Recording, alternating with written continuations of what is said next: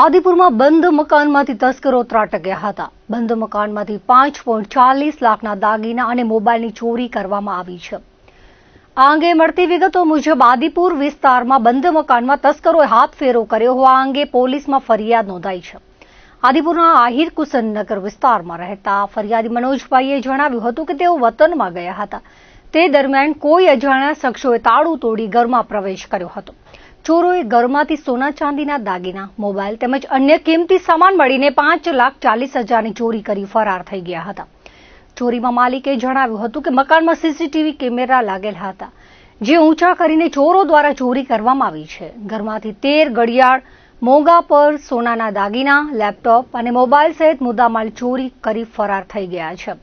પરિવાર હાલ દુબઈમાં રહેતો હોવાથી ઘટનાની જાણ પાડોશીઓ દ્વારા થઈ હતી. બનાવ અંગે આદિપુર પોલીસ સ્ટેશનમાં ગુનો નોંધી વધુ તપાસ હાથ ધરવામાં આવી છે.